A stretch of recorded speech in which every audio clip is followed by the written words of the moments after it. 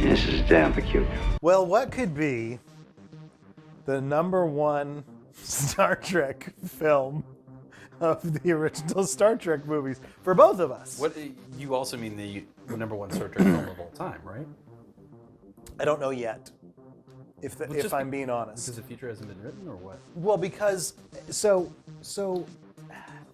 if I watch Star Trek First Contact this week, I could probably let you know the answer to that. Okay. Yellow alert. Energize defense fields. But It's good. But I love Star Trek First Contact, and so Zombies I in knew. space.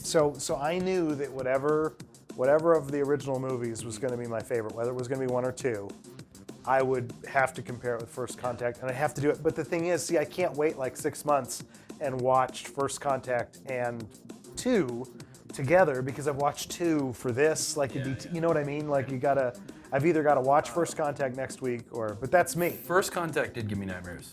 I'm sorry. Scared the bejesus out of me. Oh, I loved it. Yeah, I mean, it's great. But that's the thing is like, but that's not what we're talking, because I can't say that yet. And I would honestly, for that question, want to rewatch J.J. Abrams' Star Trek. I really like that one. I really do enjoy As those. a movie, I might like it more. I mean, I don't know. I had a wee bout, sir, but Dr. McCoy pulled me through. Wee bout of what? Surely that was. I don't like comparing like the Abrams stuff with the next gen with the original series because they're just different. They're different. You know? That's fair. They're different. I'm kicking the chords here.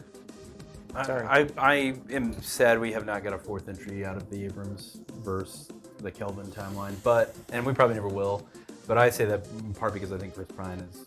And if I directed it, it would look like Star Trek V. Yeah.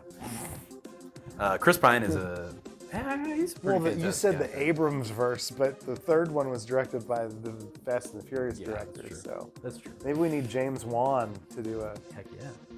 And then we can have more Beastie Boys and That's what some makes more Star motors- Trek movies good. more motorcycle action.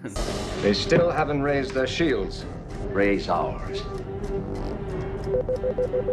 Their shields are going up. Lock phasers on target. Locking phasers on target. They're locking phasers. Raise shields.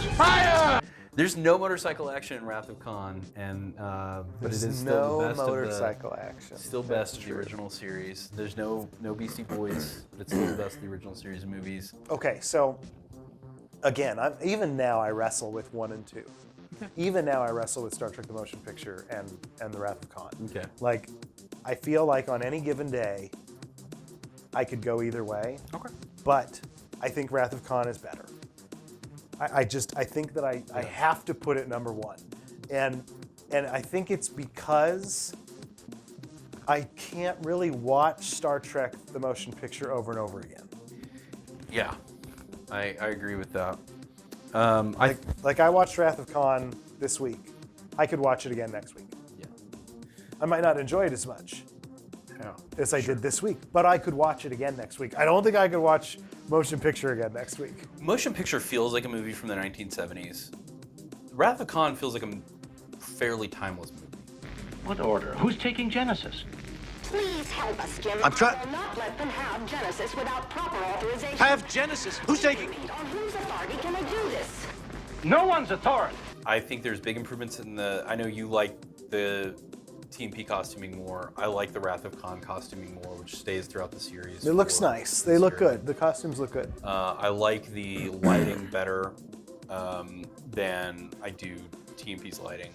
I think there's great interpersonal conflict here between Kirk and Spock. There's sort of a battle of Kirk and Khan. Okay. There's a battle of wills element where you have this sort of old foe who has come back almost from the dead in a way. But I wanted you to know first who it was who had beaten you.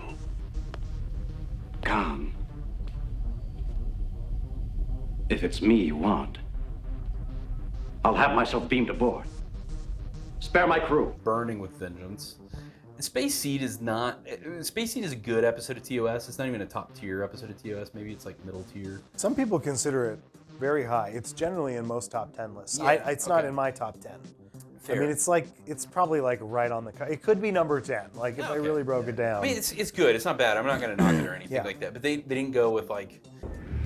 Never told you how the Enterprise picked up the Botany Bay lost in space from the year 1996. Myself and the ship's company in cryogenic freeze. Maybe they could have found a more iconic villain. Maybe they could have done Mirror Universe or something like that. Or, but they went with this episode of the original series to make a sequel of.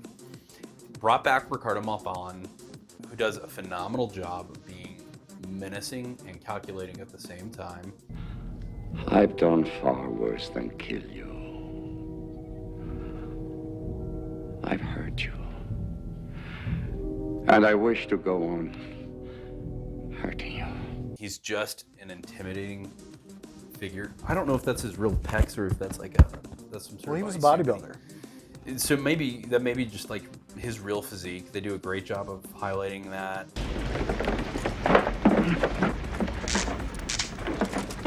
And so you feel like he's both physically intimidating and he's mentally intimidating. He has a cult following from his followers. These people had sworn to live and die at my command 200 years before you were born. He has absolute loyalty from the people he's supposed to have absolute loyalty to. And then through, his machinations, he has absolute loyalty to people he should not have absolute loyalty from in the Captain of the Reliant and in Chekhov. He put creatures in our bodies to control our minds. By the way, is a fairly graphic scene in its own right when he puts the earworms into their ears. And a little bit terrifying. And when they come out. Yeah, it's a little bit terrifying, but it shows you his brutality, He tortured those people. his cruelty when applied to those he does not like, that he disdains. I think there's some great set pieces. The whole Nebula Cloud battle, which Picard rips off.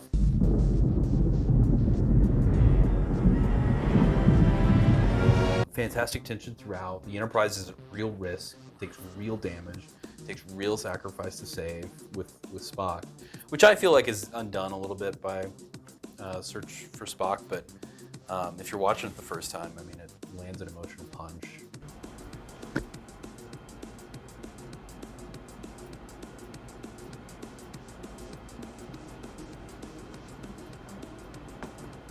Spock! Most revenge tragedies are very straightforward. And, you have that singular goal of revenge. And I love that Khan has that. Yeah. And that two-dimensional aspect to that is written into the script. Yeah. And that Kirk beats Khan with three-dimensional thinking. Right. And that original thinking, that what he did with the Kobayashi Maru is how he ends up beating Khan. Change the conditions of the test. Got a commendation for original thinking. I don't like to lose. But he has to face the Kobayashi Maru. He has to lose Spock for that to occur, right? He doesn't believe in the no-win scenario, but in this way, he does lose quite a bit of himself. Right. You never have faced death.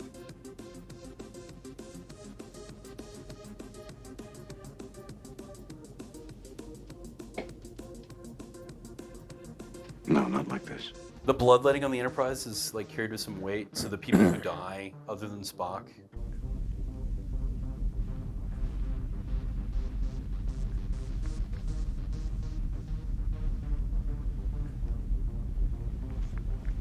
Scotty loses a crewman. Okay, so that was one of the things that I found really impressive rewatching it this week, because I rewatched 1 and I rewatched 2.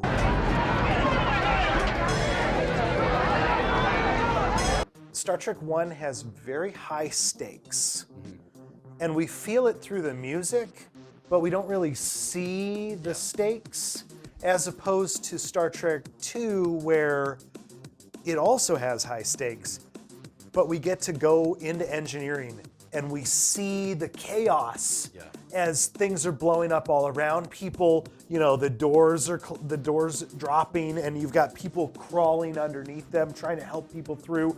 Yeah. We get to see the stakes as they're occurring, which we don't often get in those kind of movies. Right.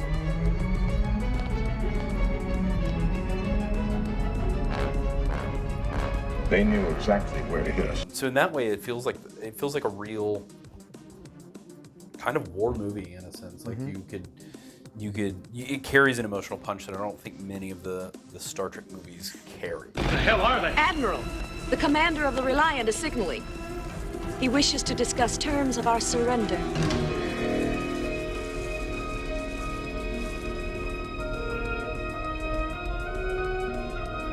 There's a wonderful back and forth between Kirk and Khan in everything that they do. Yes. From their conversations are well scripted, to the battle and their warfare.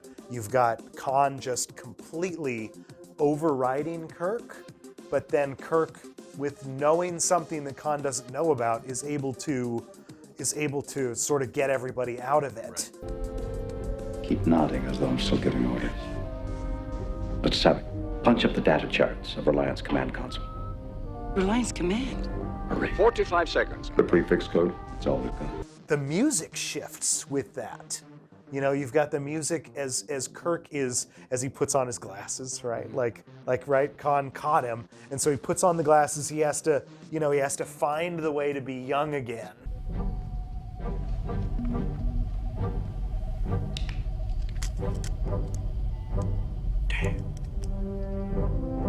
Admiral, it's coming through now, Khan. And at the end, he is young again, finally, with what? With his new family.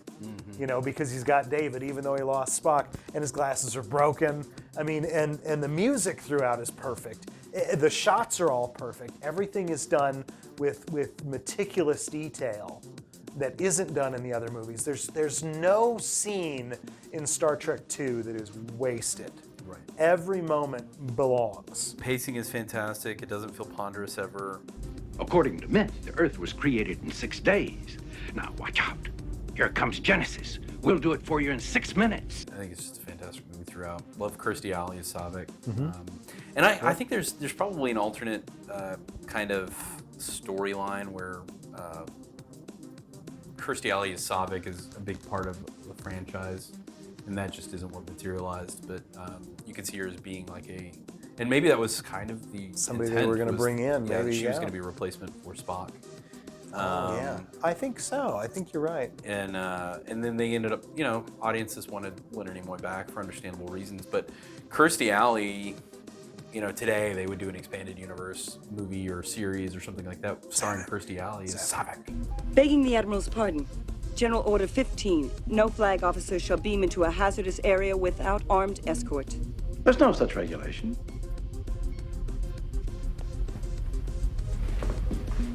All right, join the party. And she would have done a phenomenal job because I think outside Leonard Nimoy, very few people kind of get the. Yishun wala, ikhbanu. Tuahriya huikban otlam. Ishvengi, komi. Winga chlami buffek savekam. Vulcan The thing. Vulcan thing. Yeah, And a lot I don't of it- think Tim Russ gets it. No, a lot of them play the Vulcans as kind of condescending and frustrating people to be around, and maybe that's what they are supposed to be. But Kirstie Alley is much like Leonard Nimoy, winsome while being logical and not. Regulation 46A. If transmissions are being monitored during battle. No uncoded messages on an open channel. You lied. I exaggerated. Not unenjoyable to be with. When most of the time you see actors in Klingon or in Vulcan costume with pointy ears, like this is just going to be an insufferable character. The Kobayashi Maru, sir. Are you asking me if we're playing out that scenario now? On the test, sir. Will you tell me what you did?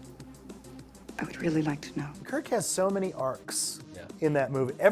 Almost everybody gets an arc in that movie. Even Chekhov has an arc. Yeah. Because you've got him completely controlled by Khan.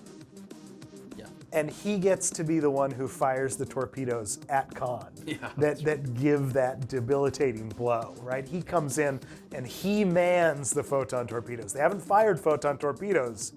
Chekhov gets to do it. Yeah, that is pretty cool. And so Kirk, he has these little moments, right? Because at first he's like terrified that she's going to be, taking him out of space dock. And Kirk's like, he's like holding on, he's like standing up, right? He's just like, fine, I don't want to, but then later he's like, sure, give her the thing. Why not? He's growing as a character. Yeah. Would you like a tranquilizer? Hit 1/4. Yeah. Kirk starts old, right? And it's his birthday, another year. Yep. Nothing changes. I'm not a captain anymore. Other people have birthdays. Why are we treating yours like a funeral? Bones, I don't want to be lectured. I love the conversation that he has with Spock, where Spock is sort of the wise old mentor, where he wasn't really that in the original series. He was more a peer. Yeah. Yeah, and it was nice that, that Spock kind of gives him that perspective. Yeah. Because he did that in Star Trek 1. Star Trek 1, he came in and he took over, right, from Decker. But in Star Trek 2, Spock's like, I have no ego to bruise. You're my friend. You're my commanding officer. You want the ship, it's yours. I don't have a problem with that. You take the ship. Jim, you proceed from a false assumption. I'm a Vulcan. I have no ego to bruise. It's Spock who sacrifices himself for his ship. Because that's his ship now. Yeah. That's not Kirk's ship. Ship. Out of danger. Yeah. And so Spock is the one that goes below deck and he's willing to give up that chair, but he's also willing to save the ship. The needs of the many outweigh The needs of the few. or the one. I might enjoy watching Star Trek the Motion Picture when I watch it. Like there's so much that I love about it. But I feel like every layer of this movie is wonderful. Nicholas Meyer, who also directed 6. Oh, okay. Oh, that makes sense then. Yeah. I cannot help but be touched. It makes sense that he would have two menacing true antagonists in his entries, and he'd be able to direct them really well. And I think Ricardo Montalban does a great job. He's probably well directed as well. I love that Khan dies thinking that he's won. For hate's sake, I spit my last breath at thee. That is so great to me because it's Moby Dick in space, right? That's right. It's Moby Dick in space, and he's Ahab, but he goes down thinking that he's done it. Yeah. And I love that he dies and he's got that victory look on his face, and then our heroes go away, right? Because if we made the movie today, Khan wouldn't die. He'd watch the Enterprise go away and he'd go, oh, and then he'd blow up. Bless you, Scotty. Go, Zulu! I love, when they're going up to the Reliant, and he just kind of does this thing, and he's like, this is damn peculiar, even though Kirstie Alley had just told him. May I quote General Order 12? On the approach of any vessel when communications have not been established. Lieutenant, the Admiral is well aware of the regulations. Aye, sir. About the regulations. And now he starts thinking that something's funny. This is damn peculiar. He needs to remember what needs to happen in that chair, which is follow procedure. Right. That's it. Yeah. Well, fantastic movie. This is fun ranking these. The best. Yeah. Number 1. Number 1. Star Trek II, The Wrath of Khan. Sir, our shields are dropping. Raise them! I can't! Where's the override? The override! Anything you want to say about any of these, or feel good? I feel pretty good. Okay. Pretty good. We did it. We did it. It was a Mission long accomplished. one. Fire. Kapla! Kapla! Do you think we're intelligent enough to? All right, cool. I'm Rodney Donahue. This is Jacob Cates.